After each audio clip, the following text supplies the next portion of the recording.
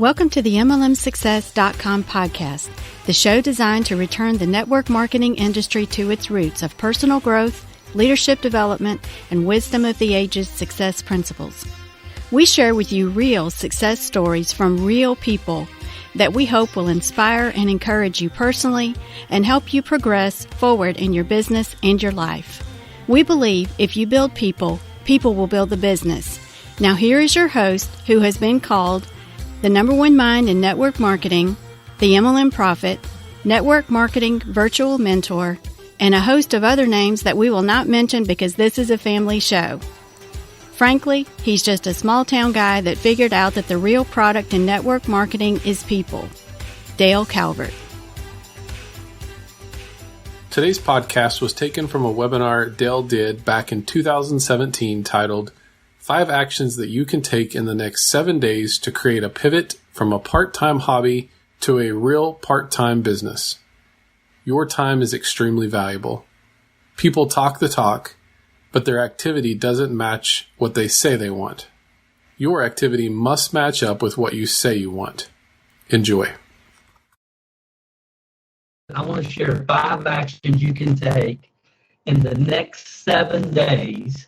7 days to create a pivot from a part-time hobby type business to a real part-time business. And if my relative was starting tonight in the network marketing business model, this is exactly what I would share with them. So again, if you're watching this, you probably already have seen some of my trainings at some point. You kind of have an idea where I'm coming from, so I'm not going to get into that. Some of you are watching on the live webinar, and earlier today, I just went in and did a quick review of the poll that we had set up. And I just simply asked the question, what does best describes your association with your company? And you can see 37% say I consume products or it's a spare time hobby. 11% said that. So we're looking at almost 50% of the people, which was kind of surprising to me, honestly. And if I'm talking to you tonight, and you said, well, Dale, it's a spare time hobby thing for me.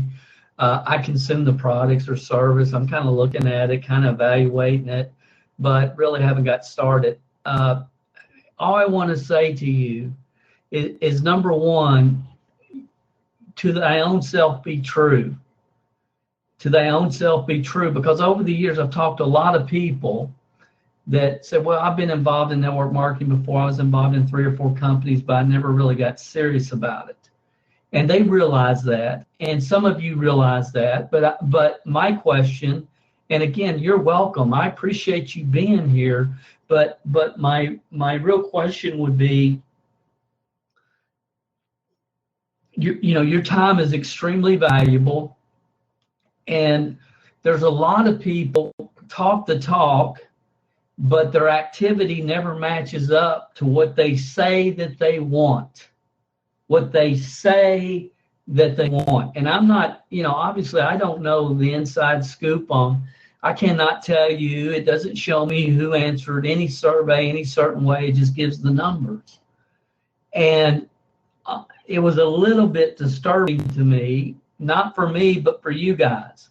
So the main thing that I want to communicate as we move forward is you can do the business. Okay, but your activity, and that activity it's either in the marketplace, sharing your product or service, or mastering a single aspect of the business so you can get into the market. Your activity must match up with what you say that you want. That's really the only point that I wanted to make. I'm going to give you the 5 real quick. Number 1, and this will always be number 1, is identify what do you want from the business. And if you've heard me anytime over the years, since 1983, I've been talking about top 3, top 20 reasons. And there's a lot of training on there about that. And again, this came originally from Earl Nightingale. And Earl did an audio recording called The Strangest Secret. If you've not seen that, it's worth watching. It's worth taking a look at. You can find it on YouTube. The Strangest Secret. So identify your top 3 reasons. Number 2, well, let's go back to number 1. Again, this is just wisdom of the ages, guys. Decide what you want to accomplish and identify your limiting beliefs. And I don't really talk a lot about limiting beliefs when people get started, but we all have limiting beliefs about what we can do, what we can't do. Okay, so decide what you want to accomplish, identify your limiting beliefs, and go for it. You know, Napoleon Hill said the mind can conceive what the mind can conceive and believe the mind can achieve, regardless of how many times you failed in the past or you've had these lofty goals and you didn't get there. You just got to persist until you succeed. And again, you got to write it down, know what you want, know why you want. I believe this. I've seen it happen far too many times over my life of people that we've worked with that the only reason that I know they made it is because they wrote down specifically exactly what they were doing, why they were doing it, and they thought about it every day. And some of you have seen the YouTube video several years ago where we gave away our Dodge Viper. Some of you have seen that on YouTube. This is actually a frame from the video. I don't know if you can tell, but that's 2 hands there, and that's actually me drying my head coming out of the shower. What does that mean, Dale? I just want you to see something. This was actually shot at my home at the time. And here's what I want you to look at right here. That's the picture of a picture of the floor plan that we started with when we built the 16,000 square foot home in central Kentucky. Some of you can see the similarities right here. This is actually in Beaumont, Texas. We flew down there, took pictures of the house, looked at the floor plan so we could adapt it from there. Right here is top 3 reasons sheet. Right here. This is beach. It's a house on the beach. So anyway, my point is simply this. This was never talked about, never discussed in the video. You would never notice it normally. This was just a fun video when the intro to the conference, when we actually gave away the Dodge Viper. But somebody had sent me an email and said, Dale, in the Viper video, I saw your goals on your bathroom mirror. And I just want to communicate to you guys, I don't talk to hear myself talk, and I don't share tips and tricks and ideas. I don't believe in any of that. The only thing that I'm sharing with you is what I really know is wisdom of the ages, principles that were here long before me, and systems that we've duplicated multiple times over the years. I ran across this quote today, or this week when we were doing research for this webinar. I don't know who this lady is. I probably should. I don't. But this quote just was, I thought, phenomenal, and I wanted to share it with you guys. And she says, chronic self-doubt is a symptom of the core belief, I'm not good enough. We adopt these types of limiting beliefs in response to our family and childhood experiences, and they become rooted in the subconscious. We have the ability to take action to override it. Truer words were never spoken. Most people think they have to spend the rest of their life with their self-limited, their limited beliefs. You don't. You can override it. You can reprogram it, as those of you that are involved in programming your mind for success know. And you have to hang on to that universal truth. Life's number one hurdle, as I see it at this point in time in my life, the number one hurdle that people have to deal with in all walks of life, in all businesses, inside, outside of businesses, in my opinion, is fear of failure and fear of rejection. William Shakespeare said, our doubts are traitors and make us lose the good we oft might win by fearing to attempt. I heard this years and years and years ago, and I was talking with Dawn this afternoon. I said, tell me the truth, and she always would. She always does. I said, tell me the truth, because, I've really been trying to think a lot lately about this fear of failure, fear of rejection. And I can remember times in growing up prior to age 20, where I can remember really feeling this. I mean, in my soul and in my gut and in my mind and in my emotions. And, I made an F on my report card and I changed it to a B. And the conviction, and I can give you all kinds of examples, which we all can. And I remember those emotions and those fears and fear of failure, fear of rejection. I get all that from authority figures. But I can say today, and I probably could say this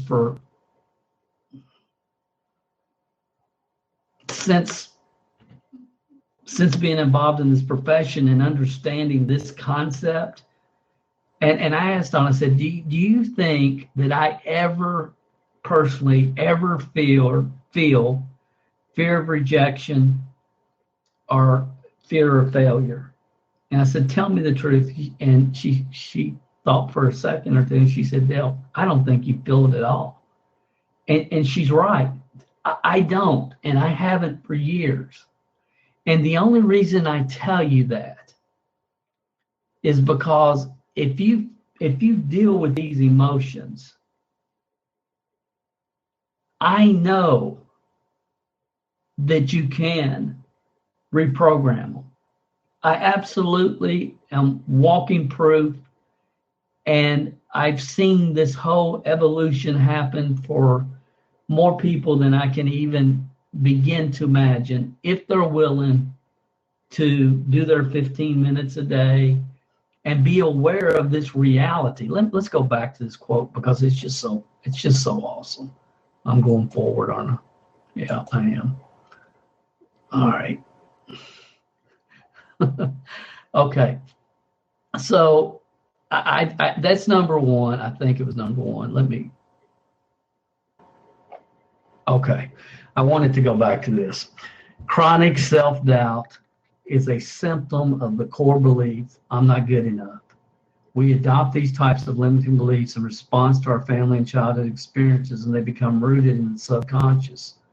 We have the ability to take action to override that.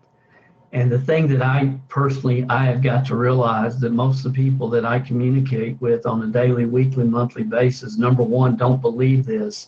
Number two, don't believe it can be overridden. So I have to remind myself of this. And it's just real important for me that people understand this is the number one hurdle. There's nothing in my mind that I could ever share with people that's more important. Not one thing that I can share ever that's more important than this, because it affects every aspect of your life, your kids, grandkids, neighbors, relatives. It affects everything. And some of you are involved in programming your mind for success, and it's not even available. So I'm not pitching it, but it's powerful. And I just wanted to share that. Number two, the only way you can master a business model that requires team building, which network marketing does, I sincerely believe is sequentially, step by step, concept by concept, idea by idea, because it is not about you. Network marketing is not about you. You have to have the leadership development paradigm shift. At some point, you have to understand it's about your ability to duplicate and build a team. So the first thing I would ask you, if you're brand new, can you go and watch the Earl Nightingale video that I talked about? Can you explore how your mind has been programmed since you were a child? and that creates the actions or lack thereof today. Yes, you can. And then the other thing that I would ask you, number 2, would be just to really understand that if you want to achieve your full upside potential in this business model, it's really not about you. It's a given that most of us have to develop skill sets and mindsets that we do not have when we enter the business in order to have success. 97% of the people, that's the only chance they've got. And really, I believe it's an advantage. I sincerely believe it's an advantage, because if you develop the proper skill sets and mindsets, then you understand. If you're one of the 3% that don't have to, then you'll never understand what most people have to do. And again, there's only 5 fundamental systems, and I explain it in detail, dalecalvert.com/core. Name anything in the world that you're great at. Anything. Some of you are awesome musicians. Some of you all of you have different skill sets and talents and that you've learned over the years. You're way above average in different areas in your life. Some of those talents are God-given, but a lot have been developed.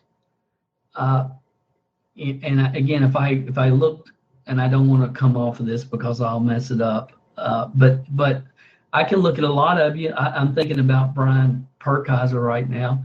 He's like the number one rapper. He can rap anything in the state of Washington. He's like he can rap like an automobile or he's got that talent, that skill. But I know that was developed over time. Everything's developed over time. Everything takes longer than you think it should because mastery takes time. So if you're brand new, you're just getting started in this profession, I believe that formal education makes you a living. If you become self-educated, you can create a fortune. I sincerely believe that network marketing, more than any business model in the world, when people focus on really mastering it, provide more upside potential than any business model I'm aware of for average people with above average desire. And understanding it's just a process, guys. Every part of this is a sequential process. It all goes back to the 5 core systems. That's all anybody has to develop. Number 3, I would say that you have to learn how to manage your time. That would be number 3, that you have to devote time to your business. And I believe it should be scheduled the same way every week. Every week. This is when I do this. This is when I do that. This is when I do the other thing. And you consistently do it. If you do it when you have time, you will never have time. It has to be scheduled. And again, I did a whole webinar on this. I'm not going to rehash it. You can see the link right there at the top of this page. Or you can go to mlmhelp.com and just type in the search box time management. Jim Rohn said time management's the best kept secret of the rich. I believe that. I believe time management is very important for network marketers because the majority start part-time, which as you should. As you should. This is a fascinating read. I've got this book on my, I've been reading a little bit about the book. I've got it on my to-read list. I haven't read it yet, but I've just pulled some notes, what different people had to say, and just stay with me on this. This guy's a lot smarter than he's got a lot of initials behind his name. He said, according to a 2015, okay, that's in internet technology time, that's old at this point, based upon what's happened in the last couple of years. But this was in 2015, a report by Financial Management Service. They said basically distractions annually eat up 759 hours per worker. That's just 1 hour shy of 20 complete 40-hour work weeks every year. Every year. Okay, now this is talking about on the job, but it's just as true in the time that we have away from the job. This has just fascinated me. It says, okay, now if you flip the question around, how much time do you spend on deep, focused work? And again, I'm talking about you're not interrupted. You're not working on and you are working on your top, most important priorities.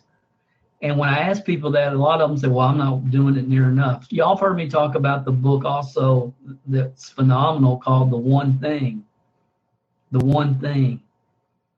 And many times you've heard me talk about, those of you on the live event tonight, I'm talking about what are you mastering right now? Okay, look at the five core fundamentals. What are you mastering right now? Anyway, this book is called Deep Work by Cal Newport. And here's just some segments from the book. He said, focusing intensely without distraction for a long period of time on cognitively demanding tasks is how Newport defines deep work. And he doesn't think its benefits can be undersold in today's economy. Focus is now the lifeblood of this economy, he says. Successful people use their brain to create new values, making intense concentration relevant in a way that it's never been before. It's almost like a superpower, he says, of the power of concentration to produce great results. Those who can put on intense focus, who can put an intense focus on just one important task for a long stretch of time will be the leaders of the future. Honestly, I think they were the leaders of the past. Honestly, but no doubt the leaders of the future, because our world is coming so much more disruptive. Number 4, I would recommend establish a home office, a place where you can work when it's time to do business, where you can get away from whatever you need to get away from, turn off the TV. I've worked with people over the years that had a TV tray set up in a corner of their bedroom. I remember a kid in New York. He sent me pictures before the digital age, and he literally had a TV tray, had his phone on there, his calendar, his goal board was in front of him. He was in a studio apartment in New York City, and he looked at his why every day. He's gone on to develop a very, very successful business outside of the network marketing profession. He's also authored a book. I need to get him on a podcast sometime. He's a great kid. He's old man now, but he was a kid when I knew him. But he had a place where he did business, and I just believe it's important. So, Dale, I do all my business right on my phone. I don't have okay, where do you do your follow-up calls? Most people aren't doing business on phone. They're being distracted daily by their phone. Truth, reality. So I believe having a place where you do your business, an office, what have you, is very important. If you're looking at long-term, the wealth generation potential of this profession. Number 5, I had people from the beginning. This is years ago, and I still believe that this is important. Set up a business or DBA checking account, get a credit card attached to your business. And then from there, you can establish an advertising and personal development budget. Again, I've told people for years, don't spend your grocery money to promote your business.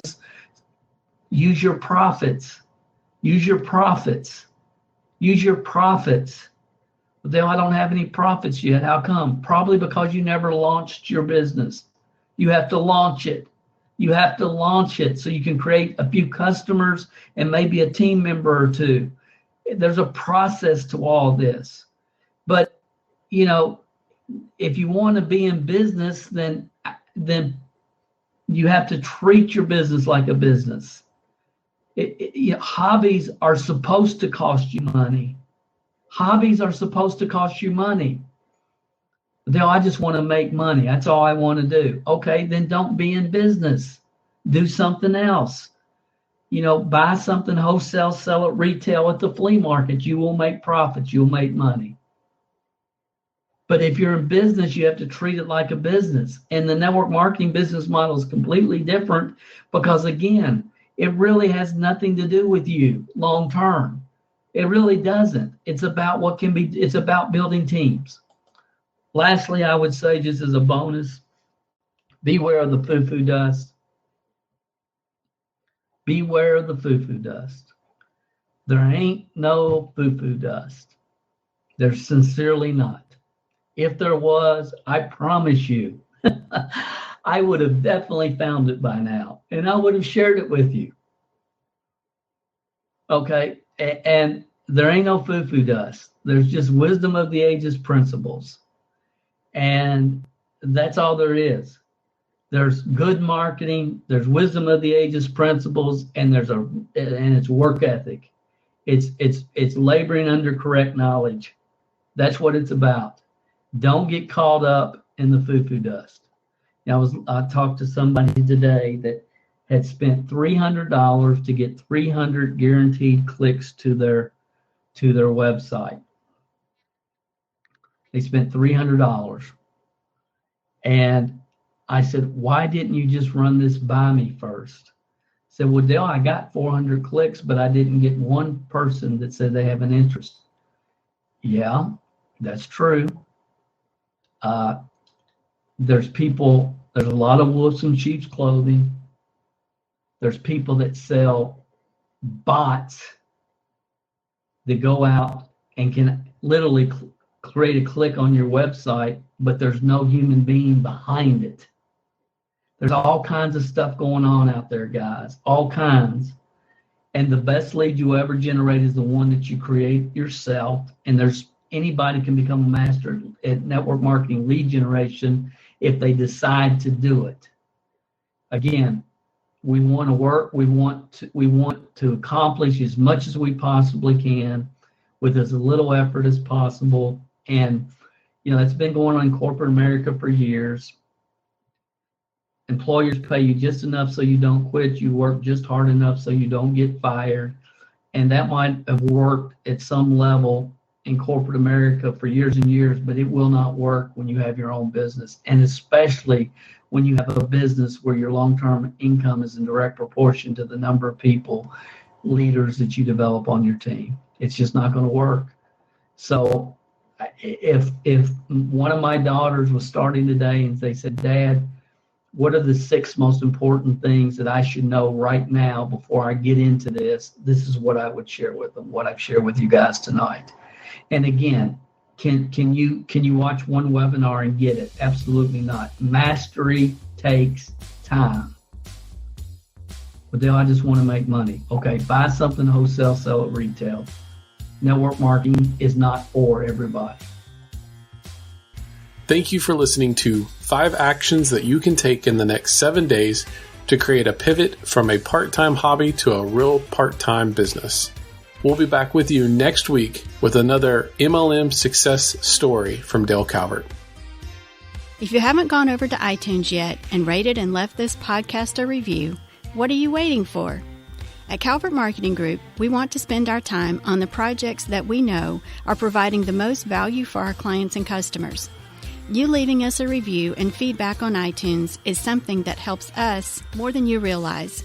And more importantly, it helps others like you find us. So if you've not taken the time to rate this podcast, please go over to iTunes and do that for us now. It will only take a couple of minutes out of your busy schedule. Work harder on yourself than you do on your business, and we will be back next week with another inspiring success story, wisdom of the ages training, or answers to your questions.